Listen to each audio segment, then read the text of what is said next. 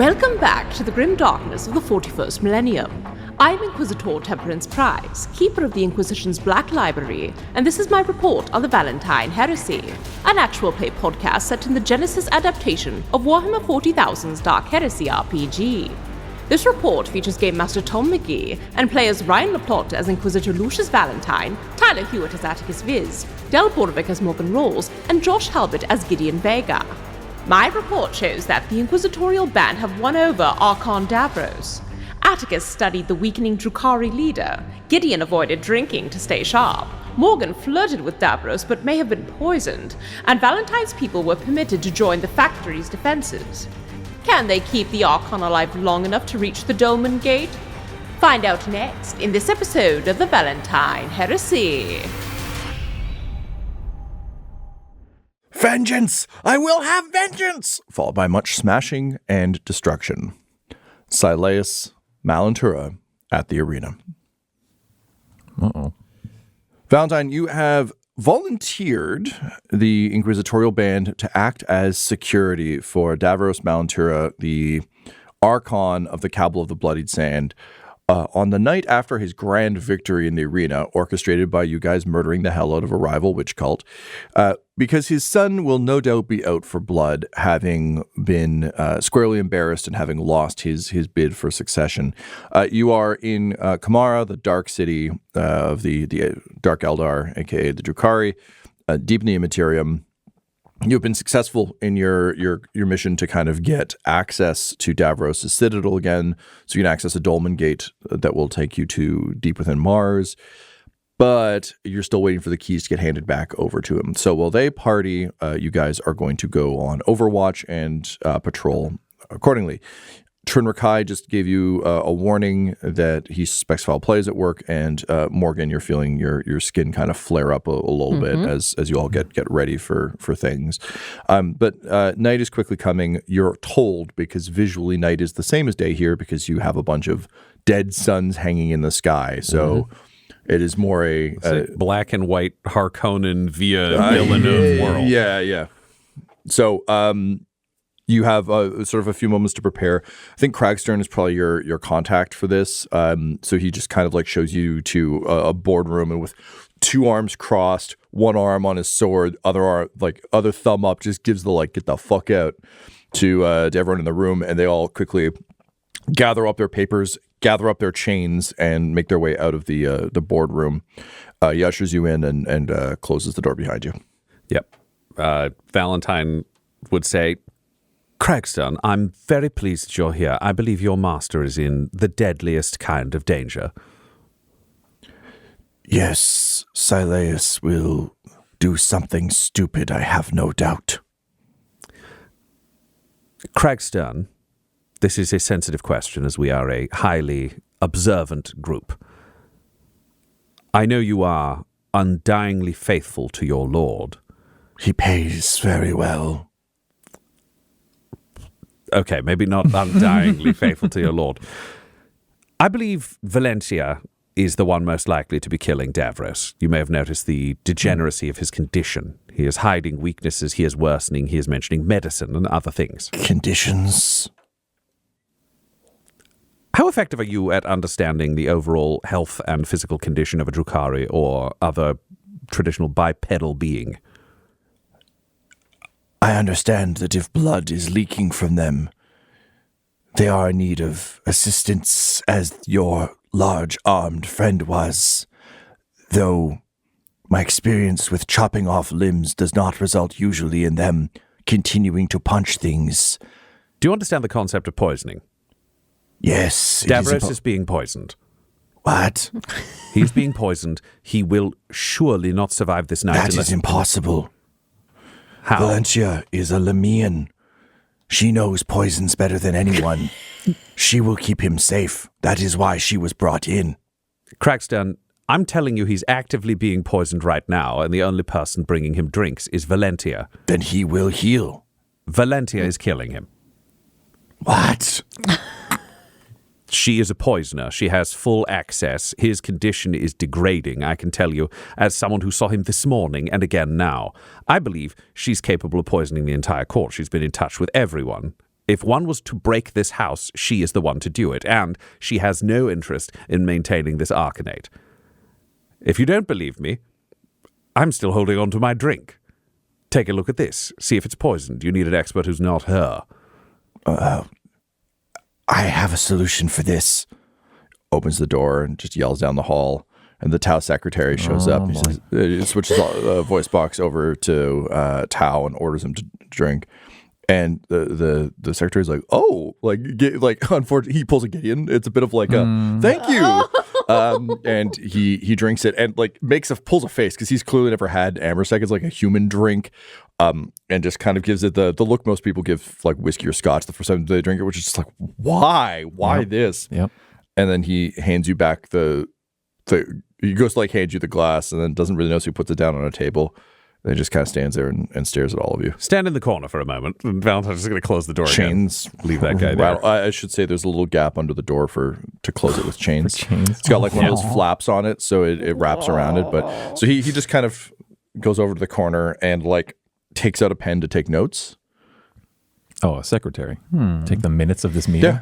He doesn't know why he's here. That's charming. No notes. Just stand there. He's going to take the pen away. He doesn't need anybody writing down treason or saying, like, Valentyne is the bad guy. He doesn't want that on Does a a piece of classic, paper in like, this don't know room. what to do with my hands thing, and then eventually just folds them over his stomach. Morgan, you engaged with your drink. How are you doing?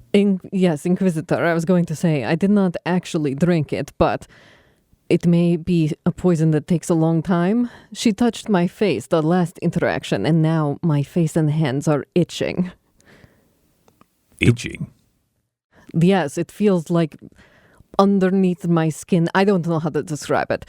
With Attikus coming from a combat trauma place of like having lost his arm against a Drukhari, like, that doesn't seem so bad.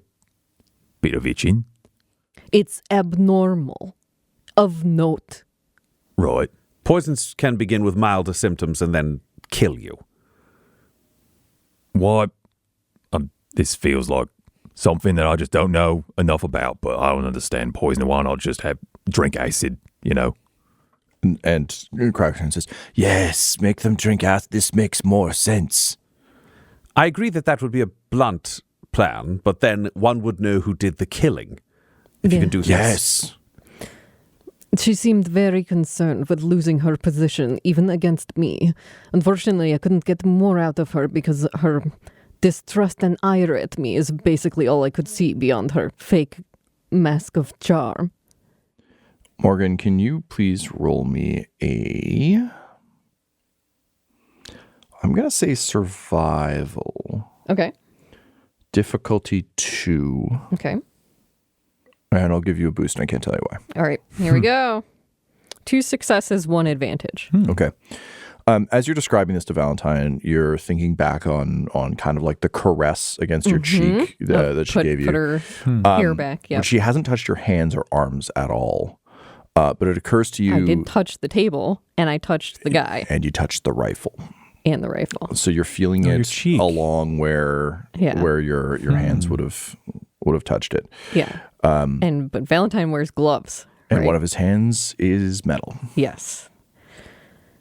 It's possible it could have been not from her, but from the rifle itself. Thinking about it now. Crackstone, did she ever have access to the rifle, or was that just Davros? She is a very honored and trusted member of the household. She has access to everything. You may have noticed the Archon does not sully himself with the tasks of moving around and doing things. He has people for that. So yes, she would have had access to the gun. I do not understand. She is a poisoner. She would not use a dark lance. It is too big for her. No, but she could poison a dark lance, coating the dark lance in poison to kill a rival. But the poison wouldn't transfer. Oh. It is not to be shot out of the gun, but turns the gun itself. Oh. Well, yes, that is a very Lemian thing to do. Well, hang on then. Does that mean that the itching is going to get worse? Like, are you dead already? I don't have an answer for that. Crackstone, could you bring Valentyne here? She does not answer to me. Davros would have to order her, or you could ask her yourself. Craigstone, could you send word to Davros that our companion Morgan seems to have been poisoned and we require someone to heal her? Valentyne is the only one who could save the life of his new favorite. Yes, but I will warn you. She does not seem to like you. Oh! Slith are canonically not very smart. I see. And he looks up at the Tau. He just slithers over to him and just shoves him sideways really hard. And the Tau kind of like stumbles and then just kind of stands back up. Says, I do not think the drink was poisoned. Interesting. Tau, do you feel any symptoms? Itching, anything else going on outside of the norm? He clicks the voice box over and says, if you are asking if I feel poisoned or ill, no, I do not, although your drink does not, forgive me, it is not very good. My taste buds and stomach are somewhat upset, but no, no poisoning. Does poison work different on different Xenos? It's possible, but the Tau and humans are biologically similar. We can share a certain amount of foodstuffs. We require this relatively the same atmosphere to survive in. I would expect a poison would work on a Tau that would work on a person. Yes, I previously worked in a nature preserve on my world, and we had several poisonous varieties that, from our research and from some of the humans within our society, would be avoided. So, no, I would not expect that it would work differently on me than you. I suspect the drink was fine. Excellent. Here's your paper back. You'll be taking notes when Valentyne arrives. I require a witness for what is about to happen. Okay, but does looking at Craigstone, like, does the Lord Archon know that you're doing this? Would you like to ask questions, or would you like to live long enough to take those notes? Oh, it's like pulls out the notes. Just writes, these are very trustworthy people. Excellent. All right, so Craigstone's like, yes, I will go upstairs and I will tell Davros that we need a healer to come down here and heal the person that he likes but that Valentyne hates. Yes, I will do this. Excellent. If he does not, the person he likes will die. But she just said she is dead already, is she not? There is time between now and the death. When she falls down, she'll be dead. Standing up, you know she's still alive. Poisons make no sense. Acid would be better. Standing while dead. Foolishness. He slithers out of the room. Perfect. Valentine's going to close the door and be like, so 50-50 Valentyne's coming back, or we're all about to be killed. I'd better get ready then. Yeah. He just goes over to the door, shield up. Yep, if you could take one side of the door, Gideon, if you could take the other side of the door, Morgan, far end of the room, standing at the table, she will approach you. I will stand off to the side. Is any of that poison like appearing physically, or she looks totally fine otherwise? Looks fine. I think you can probably see a little bit of a, like, there's starting to be a red line down her cheek, and a bit of, like, it almost looks like a rash on her hands and arms where she held the rifle. But yeah, Gideon, given that you're kind of in Medicine Town, also weirdly, like, I'm sure Greybridge has a lot, like, this would be a thing you would probably be able to notice, not just from poisoners. There were poisoners on Greybridge, certainly, but also, like, rich people love to go out into the wilderness and just, like, fuck around a bit and they'll be like, oh no, poison ivy. So you would recognize sort of early symptoms, but it does look like a finger trace down her face and arms. It seems like she may have been poisoned from both. Sure. Valentyne is going to put L1 in the empty corner of the room, and he's also going to put the arcoflagellant in the empty corner. Yeah. We're just shoving all the butts. Jeffrey, L1, arcoflagellant, they're all just in a corner, so they're out of the way for the combat to come. He will look at L1 and say, are there any traps in this room that you're aware of? No, this seems to be a basic boardroom for basic boardroom needs. Are you capable of taking over Drukhari electrical and other mechanical systems, or does your ability just apply to Imperial systems? And she kind of, like, stops for a second and just floats there and says, no, I do not seem to have the ability to reach into anything else. I was programmed simply for the frequencies and technology of the Imperium. Also, it would seem that Drukhari had several sub-processes installed in me that I was unaware of when I gained sentience. This has limited me somewhat in what I can do, despite this new body. Whoop, whoop, whoop. It just like floats there. Does limiting your personality limit your creativity or ability to assist us? Yes, somewhat. But I also understand that I was somewhat of a gossipy bitch before, so I understand that also limits your mission. She's coming back, baby. Do you feel that you could limit your gossipy bitchiness to a reasonable degree if we were to return your creativity? I will have to trust the captain to rein me in, but yes. I will return as much gossipy bitchiness as is required to make you creative. I need maximum function with an acceptable parameter of personality. Now, you see, darling, that's why you didn't quite fit in at Greybridge. It is very difficult to have one but not the other. Now, let me get to thinking about this particular problem. It is rather strange. What systems do you seek to control here, Inquisitor? I'd like to be able to guarantee that the trap systems aren't going to kill any of us, and to set ourselves up that if there is a tremendously unfortunate situation where Valentyne was to return to the room upstairs, one of those traps might just go off and obliterate her. What a tragic loss. That would be both fun and interesting, terms I am now claiming for myself, now that my master is no longer pulling my strings. Let me put some thought into this, Inquisitor. I may need access to the room upstairs in order to do that. Do you have any way of getting me up there that isn't me just floating in my rather noticeably Eldar-looking body? We'll see what's happening with Valentyne. If we can't handle this situation here, or if it becomes politically impossible, we can follow her back upstairs to argue our case in front of the Archon, at which point you'll have full access to the room and be in the center of it. If you would forgive the option, Inquisitor, I understand that our dear beloved Lord Van Houten here has a penchant for punching that he is eager to use here. It might be better if your Valentyne were to simply suffer an accident upstairs than for it to be seen that any of us were responsible for her death. I agree. Then perhaps see what you can get from her here, and I will see what I can get from the systems here, and let her go back upstairs, and I will do what I can to... Pauses for like a second, and if this thing could grin, murder her. Excellent work, L1. I agree with this plan moving forwards. We'll find out what we can and hopefully find a cure for Morgan Rawls before Valentyne meets a tragically accidental, unrelated to us end. And here I was thinking the celestial season was the end of all of my shenanigans. Thank you, Inquisitor. Thank you. This will be the first of many of these shenanigans you mention. Wonderful. Simply wonderful. And she hovers. The body turns towards Morgan and then just hovers back. And Morgan gives a little nod. She's like thinking about, I might be dead, but all right. All right. I think Gideon would step away from like combat readiness then, and then maybe go over to Morgan with like a shred of something, and make it look like he's trying to take care of her.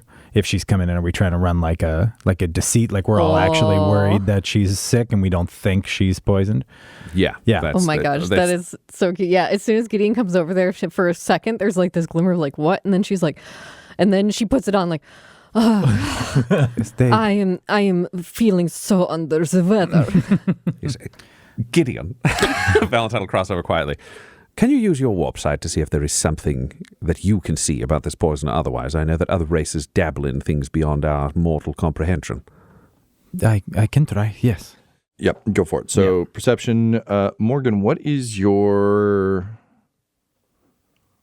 brawn? 3. 3. All right, so difficulty 3. Difficulty 3. Boost for just having like all the time in the world to do this. Sure. I think that's it. Yep. 1 success, 2 advantage. Mm-hmm. Okay. So looking at this, there's nothing ethereal about it. There's no psycher kind of glimmer to this. Honestly, looking at it, you're just, if you kind of like blur your eyes to see through your third eye or whatever, you're just seeing skin rash. I don't think from Greybridge you necessarily have any tremendous insight into this, but it does look like something you could possibly heal with fire. Oh, okay. You've got your kind of telekinesis, so sure. But yeah, that's what you get. I think this is something I think I could deal with. Do we want to do this before Valentia arrives, or do we want to wait and keep up the ruse? If you are capable of withstanding. Yes, how lethal do you think this is, Morgan? It has not ramped up, but honestly, if she gave me something else, she could kill me instantly, more simply, by saying it was healing. If I'm getting a better understanding of this poisoning business, she needed us to survive long enough to do that business with the bridge so the poison doesn't kill you right away. Mm-hmm. But now that we're done with that, and this is the night before it all comes back to Davros, you're probably in trouble. That's precisely it, Colonel. Then my opinion would be we place suspicion. We bring her in. We make our claims, knowing she will return to the court upstairs, so L1 may be able to assist us. L1, now that you're more creative again, do you prefer the name Lizzo? Admittedly, Inquisitor, after experiencing the gift of sentience and no longer being under the thumb of the Eldar scum, I find the name Lizzo Lizardman rather embarrassing. It never truly fit, and I think was a bit of a goof he was playing on me.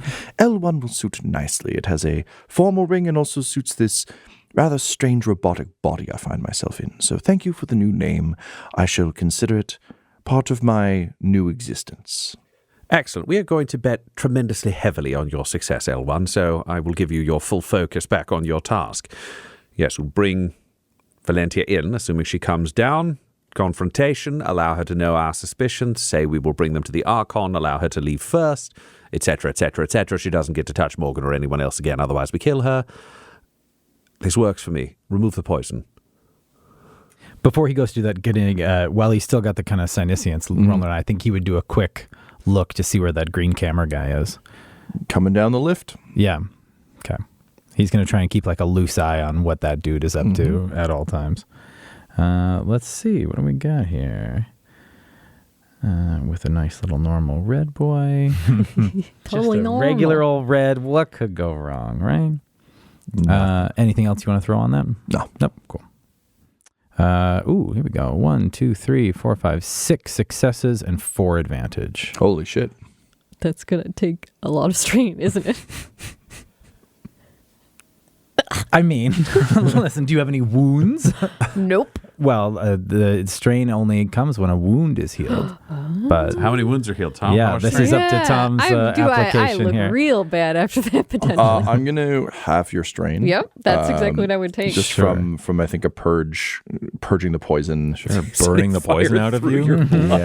Yeah. Morgan is grateful that Gideon is standing there because she legit staggers from it, and now that she is literally sweating, That's sweat not an act pouring. anymore. It's not an act anymore. And the door opens, and one of the Urgle comes kind of like clacking in, sort of hunched over. It moves like Gollum in Lord of the Rings, so kind of like it's got a humanoid frame, or the Demigorgon human frame, but on all fours, not necessarily because it has to, but because that's just kind of what it does. And it kind of rears against a long silvered chain, sniffing the air around it, and just grinning. Like its mouth is unfortunately one of those like predator mouths that is shaped in kind of an eternal smile. And she just kind of tugs on the chain as she comes in, alongside the visored recorder thing, and a tremendously scared elderly human doctor. And Valentia says, This is Valentia, to be sure. yeah, she's brought in a doctor with her. Yep. I understand that your courtesan is feeling a little ill. We have brought one of our many experts on human anatomy to come and take a look. Perhaps she is not as hearty and hale as she would like to present herself to be. Gestures to the human Medicae, who's wearing like a ratty doctor's cloak over just like the same kind of jumpsuit that the Tau warrior is making. And she steps forward and says, "Oh, how can I assist you?" Morgan is sort of, she's keeping Gideon between her and this doctor, and is just like, I don't know. I am faint. The doctor kind of turns back to Valentyne and says, my lady, it would seem that a full examination is required for us to ensure. And Valentyne just shakes, just gives the very dismissive, wave of the hand and says, yes, of course, we would not want one of our new friends to die so easily. They are so squishy, these soft humans. And she does look rather like shit, does she not? So yes, see to her. We will stay here and make sure that our resident human Medicaid, as I believe you called them, does not attempt anything. You can never trust one's servants too closely, now can you? No, you truly can't. Here's the interesting thing, Doctor. Please make sure you're getting this down, Mr. Tao. Morgan seems to be struggling from a poisoning. A contact poison that, as you can see, there is some reddening on her hands and her arms where she handled the dark lance that was given to us. It's the only person who came into contact with it, so none of the rest of us were poisoned. And then the other point of reddening seems to be on her cheek, where she was recently touched on the face upstairs. It would suggest that there is some form of perhaps professional jealousy, perhaps general murderousness, that is carrying over to Morgan from someone inside this organization, which is deeply distressing. I'm sure it can be narrowed down if the information is given to the Archon to determine who had access to both the Dark Lance and who came into contact with Morgan, specifically on the face, on the side of the face. It is deeply concerning to us. I believe it suggests there is, at best, a murderer and at worst a traitor to the Archon inside this building. I'm sure once Morgan has received her full, once over, she'd be feeling better. However, we had our dear friend Gideon burn the poison out of her blood with his warp powers. The moment she's recovered, we'll take this upstairs and hand over this information ourselves so the traitor can be, I believe in Drukhari fashion, flayed alive over a considerable length of time, unless you might know who they are. Inquisitor, you are no slith. I would assume you have enough intelligence to know it is me. It is very clearly me, and obviously your courtesan is of such a soft and breakable constitution that the contact poisons which I ply my trade with were just too much for her fragile little body. I have handled the weapons, yes. I handled her face, yes, which admittedly was very soft and smooth, though not much longer, I suspect. I handled poisons all day. The contact poisons from my various ministrations must have simply had a negative effect upon your squishy courtesan. So if you want to call this treachery, you will need something a bit stronger than that. For after all, if I wanted you all dead, I would have needed to kill all of you.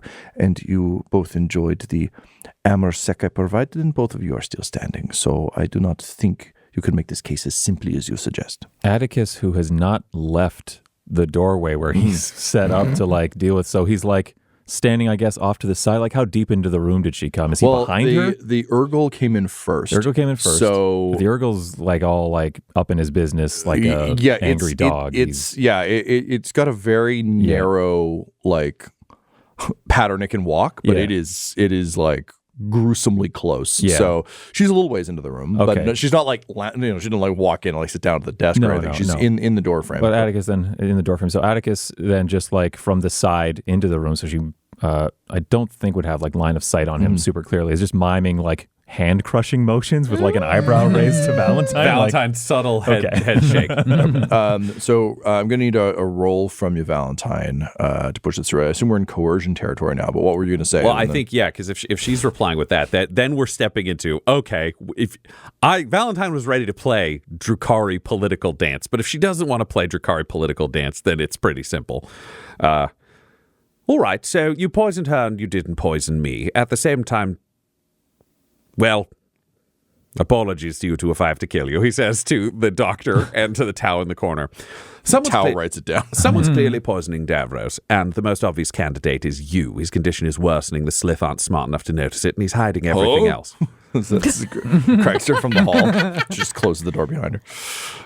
So, the one who's killing him is you, I assume on behalf of Sileus or yourself. There's no one else who has access, there's no one else who has the ability, and there's no one else who has anything to gain. Would you like to confess now, or should we go upstairs? Can you roll me a coercion, maybe? Sure. Negotiation? I'll take one of those two. Coercion. He's making threats. Tell me what you know, or we're going upstairs. What's the difficulty? Difficulty of 3. I'm going to spend a story point, make things spicy, which I believe brings us to 2 and 3 in your favor. 2 and 3 in My your favor. favor. Great.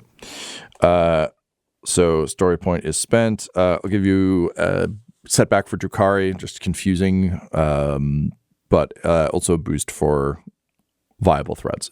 I'll also say I did the Slith thing mostly as a joke. He can't possibly be in the room with you during this conversation, so we'll say he's back upstairs where he should be. Yeah, he delivered the news, and this is happening. Yeah. Oh, I would pitch adding a boost because she is outnumbered in this room. Sure. So there is a need for, we can't really just have a showdown here. Like, menaces can be delivered here in a way it can't be delivered elsewhere. I'll also give you a setback for the Urgle, though, because these things are you wouldn't have any experience with these things, but they are like just killing machines. They're they're organic arcoflagellants with like armored skin. They're complete nightmares. So the fact that you could get her, but it'll get you and the party is, I think, a clear threat. So as long as she knows that, because I'm like, she's I'm aware. like, Yeah, it's yeah, because that's I'm why like, she it would brought affect. That's why I'm like, the extra setback makes it's her sense in kill that sense, switch. because I'm like, I got an arcoflagellant. Let's fucking Let's fucking send Attikus is also ready for this. Let's send our shitty dogs at each other and see what happens. Yeah. No, she's not like. cool And then I brother. walk out of here. It's like, and then we all die. Yep. All right. Yep. Oh yeah, we're getting fucking weird, Tommy. 2 fails, 2 threats, and a triumph. Say that again? 2 failure, 2 threat, and a triumph. All right. Something Interesting. good, something bad. Yeah. Okay. So she says, Inquisitor, please, you can go upstairs and tell the Archon all of this, and he will have you killed for a laugh. That is, the Drukhari will not trust humans over their own kind, and I have been with him for a long time. He trusts me very deeply, which is why I am able to poison him so effectively. The question I would pose to you, admittedly, the sisters of Lilitu don't have a full understanding of the Imperium, but we do know some things. And if I know anything about the Imperium, it is you are not a fan of us, Xenos. You think we are some kind of scum that you must dispose of rather aggressively. Is this not true? Suffer not the Xenos, I believe you say. I'm an Inquisitor. I say whatever I please. Oh, yes, of course. You have your important eye on a chain.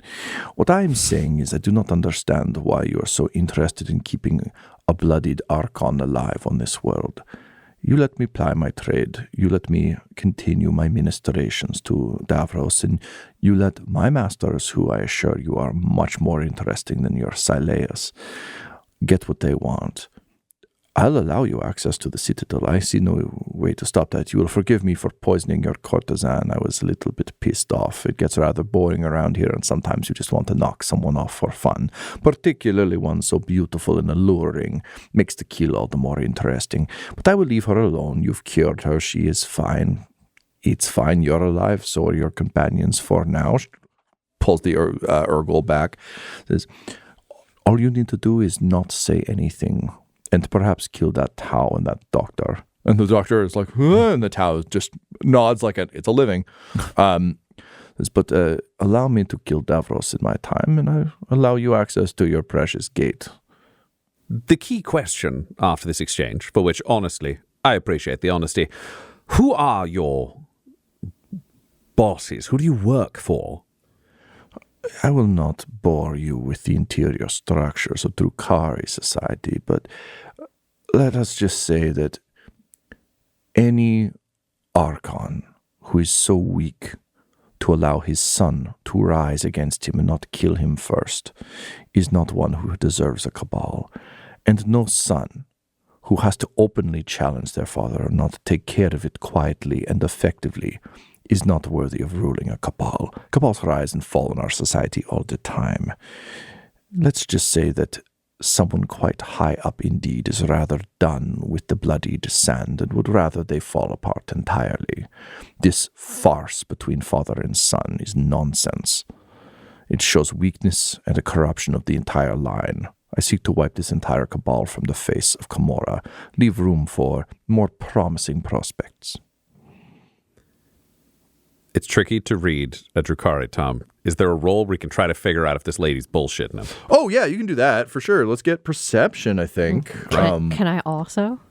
Yeah. Yeah. I wanted to see if I can Great. glean What's the anything off this difficulty? lady. Difficulty 4.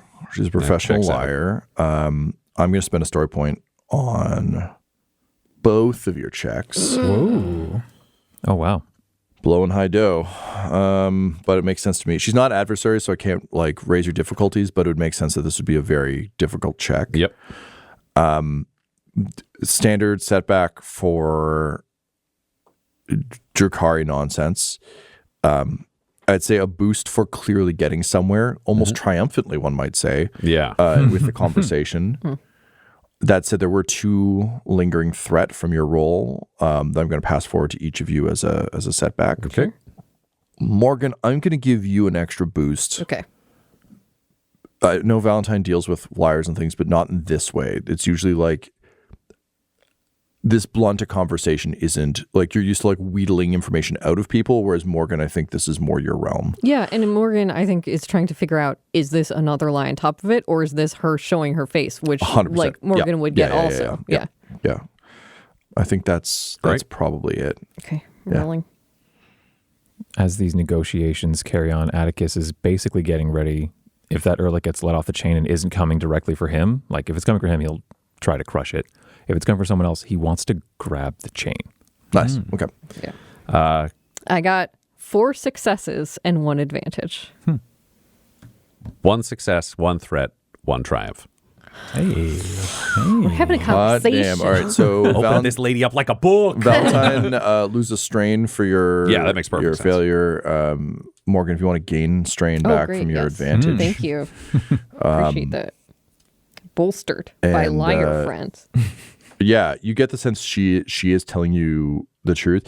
I think Valentyne, for you, you can tell that this is mutually assured destruction. Like bringing in the Urgul and like seeing Attikus there, they're aware of like what Gideon did on the bridge. Like it's very clear that you're a murdery group. And so the sense you're getting, she just doesn't actually see a reason to lie at this point, because the only way she achieves her actual objective is to just get you guys out of the way.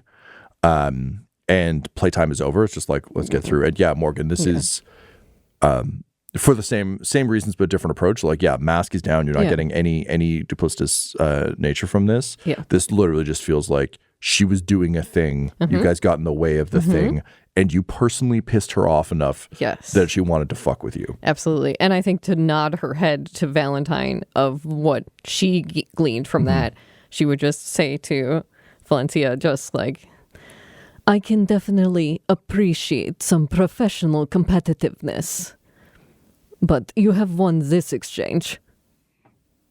Oh, shucks. That makes me feel so good. She's rolling her eyes.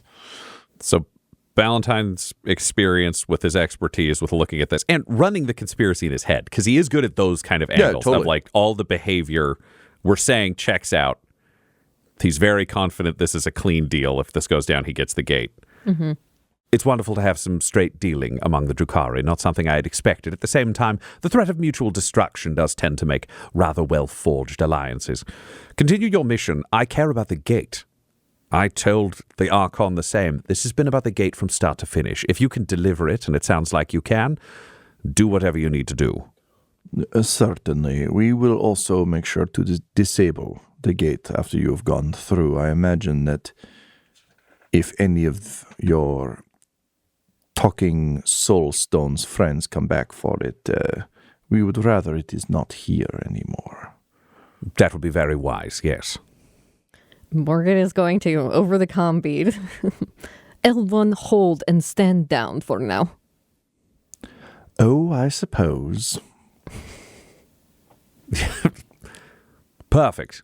Continue your work. We'll be outside if there's anything that is required for this plan to become successful, which I highly doubt, as you seem tremendously capable.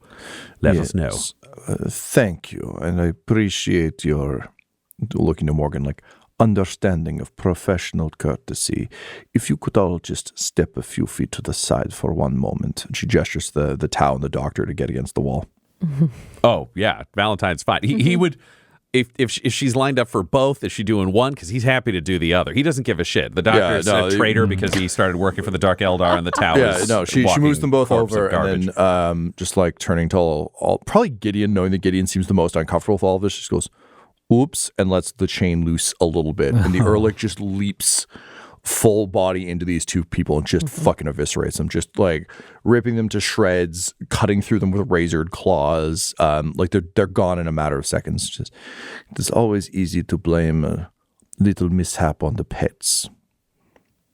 I couldn't agree more, Valentyne says, looking at the arcoflagellant. That camera guy is there, right? Yep. He's in the room. Can I just, while that happens, I think Gideon's going to avert his eyes, but he's going to watch and see exactly what the camera guy does. Yeah, it records the expressions of the two people who are about to get attacked, and then immediately turns to all four of you. It ignores Valentyne, and ignores Attikus, and then it's just jumping back and forth between you and Morgan. I have one final question for you. I believe you are tremendously capable, and I believe this creature is capturing emotions as well as what occurs in this room. Is that going to be a problem for us? And she smiles and says, this creature is a Medusae. It is capturing strong emotion to feed back to Davros. It is not recording things for him to play back later, at least not at the moment. She turns to it and says, these creatures are parasitic by nature, and unfortunately for this one, I poisoned its host long before it came into our employ, and as a result, I have a very, very easy kill switch within it. It is recording this for my own feasting later. The Drukhari require a certain amount of pain and suffering to not turn gaunt pale and feral. So no, you must excuse this. This is simply a snack for me later. It is nothing more. Feast away. You have my gratitude, Inquisitor. You have my respect. And she just like reins in the thing, goes back out into the hallway, and the slith comes in a moment later. Says, you should watch out. She's coming. Yeah. Thank you for the warning. It turns out we were wrong and you were right. Of course. Always true. Humans, we make terrible assumptions. Truly. But he looks at all of you and says, I forgive you. And we thank you for that and for your service. And looks at the blood on the floor. He goes, oh. The pets did it. This episode of the Valentyne Heresy features the voices of players Ryan LaPlante, Tyler Hewitt, Josh Halbot, and Del Borovic, alongside Game Master Tom McGee. This episode was edited and mixed by Laura Hamstra, and the Valentyne Heresy's artwork was created by Del Borovic at delborovic.com. That's DELBOROVIC.com. Our theme song is The Hordes by Megan McDuffie, and our ad breaks use the tracks No Control and Chiefs by Jazzar, JAHZZAR. All of their music is available at freemusicarchive.org. For all things Dum-Dums and Dice, including merchandise and how to join our Patreon, you can visit dumdumdice.com or find us on social media at dumdumdice. That's DUMBDICE. Ave Imperator, and death to all the heretics. Dum-Dums and Dice has to give a special thank you to the supreme beings of our Patreon at this time: George Dolby, Gavin and Abby McDonald, Fire Unfriendly, Grandma Likes D&D, Alan, Stabby Stranger, Alarain Okapi, Madre de Gatos, Mithrian, Garbo Ape, Sam Schaefer, Waffle Marine, Dia De Los Hoodless, Squishy Werewolf, Remy Funky Head, Accent Therapeutic Services in Florence, Kentucky, Lael, Jordan Oliver, Richard Wright, Brittany Fenwick, Megan Werner, A Man Out of Time, Curtis at FingerTechRobotics.com, Panda24NN, Shendra D, Your Homeboy Bones, Ellis Hatch, Odigenous, Kai Koa, Squire Solaire, Sandy Sassy Pants, Amira Lockhart, James Molina, Nick Hemsing, Alex LaFountain, Nikki Blake, Seth Cambron,